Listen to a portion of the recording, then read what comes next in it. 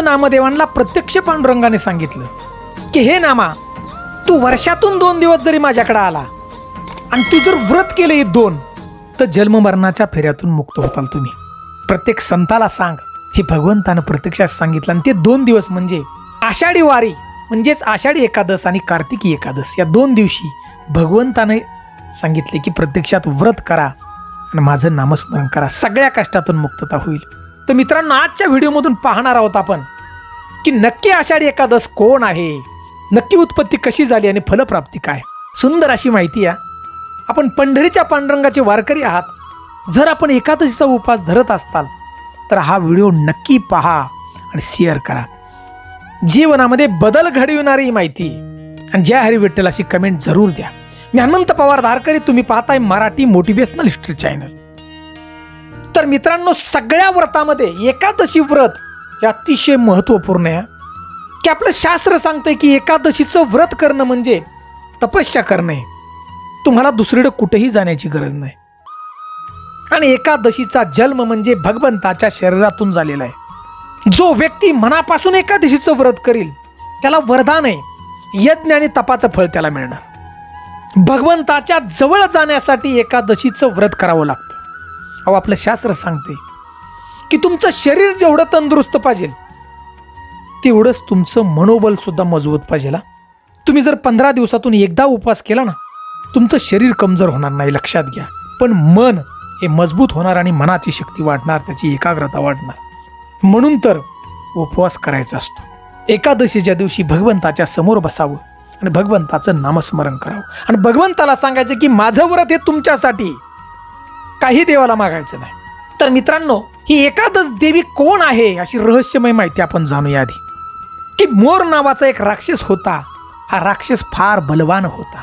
या राक्षसाने एवढी वरदान प्राप्त केली ती तपचार्यातून की या वरदानामुळे या राक्षसाला कुठलाही देव मारू शकत नव्हता. ज्यानं हे विश्व निर्माण केलं ते भगवान शिवशंकर सुद्धा या मोर राक्षसाला मारू शकत नव्हते. सगळे देव त्राहिमाम त्राहिमाम करत भगवान शिवशंकराकडे आले, देवा आम्हाला वाचवा. हे स्वर्ग सुद्धा त्या राक्षसाने ताब्यात घेतलं होता. सगळे देव भगवान शिवशंकरासहित भगवंताकडे गेले, म्हणजेच नारायणाकडे गेले. सगळी झालेली परिस्थिती सांगितली आणि भगवंतानं सांगितलं की त्या राक्षसाला मी मारतो.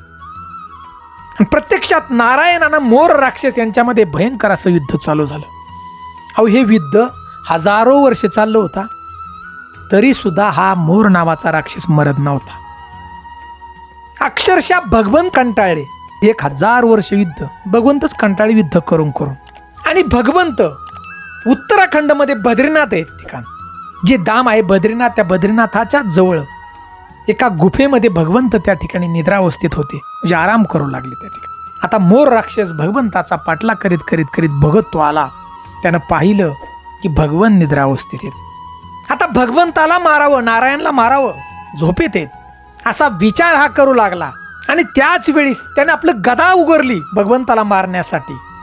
आणि कुठलाही क्षणाचा विलंब न होता भगवंताच्या शरीरातून एक ऊर्जा निर्माण झाली आणि त्या ऊर्जातून एक देवी प्रकट झाली.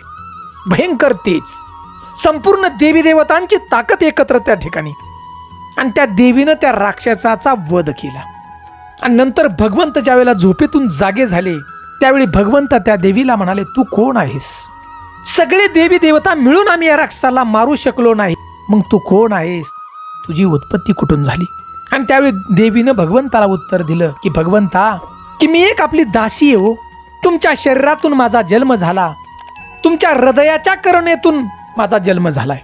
आणि त्यावेळी नारायण प्रसन्न झाले आणि त्या देवीला म्हणाले, तू वर महाग मला. आणि त्या ठिकाणी देवी म्हणाली की आजच्या दिवशी जो व्रत करेल तो तुमचा प्रिय भक्त बनेल. भगवंता, जो भक्त आज व्रत करेल म्हणजे तो दिवस मित्रांनो एकादशीचा, त्या भक्ताची सर्व पापातून मुक्तता होईल.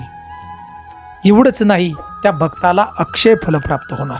भगवंताने ऐकल्यानंतर भगवंतानं तथा असतो म्हटलं नारायणानं. मित्रांनो, तो दिवस म्हणजे एकादशीचा आणि तीहीच ती देवी एकादशी. आणि म्हणून जो भक्त एकादशीचं व्रत करतो, मनापासून भगवंताचं नामस्मरण करतो, त्याच्या सगळ्या इच्छांची पूर्तता होते. एवढंच नाही तर पूर्व जन्मातील जे पाप आहे ते सुद्धा नष्ट होतं.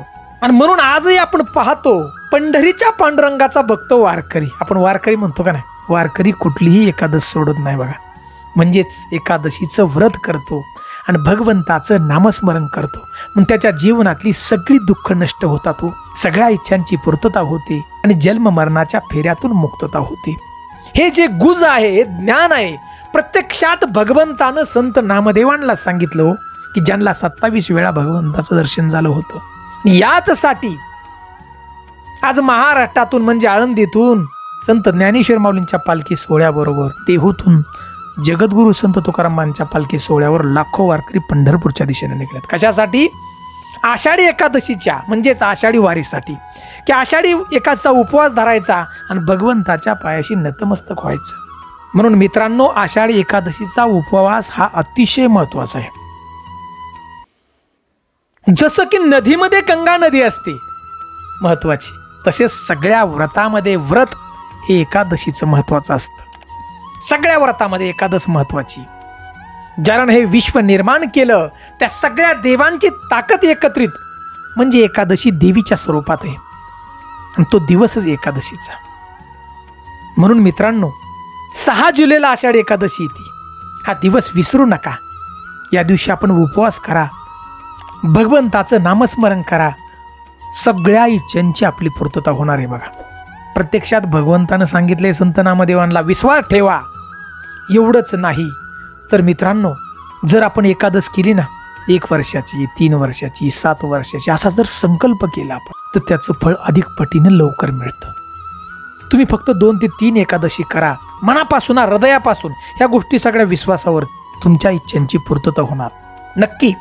आणि अजून एक तुम्हाला रहस्य सांगतो, की तुम्ही एकादश करत असताल, भगवंताचं नामस्मरण करत असताल आणि तुमच्या कुटुंबामध्ये एखादी व्यक्ती आजारी पडली असेल, उदाहरण सांगतो, तर त्या व्यक्तीला तुम्ही त्या एकादशीचं फल देऊ शकता.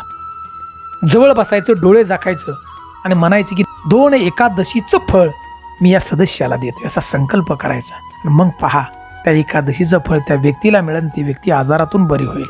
मित्रांनो, ह्या सगळ्या गोष्टी ह्या विश्वासावरती असतात, निश्चयावरती असतात. तुमच्या कुटुंबातील एक व्यक्ती जरी उपवास करत असेल एकादशीचा, तरी सुद्धा तुमच्या संपूर्ण कुटुंबाला हे संरक्षण मिळतं.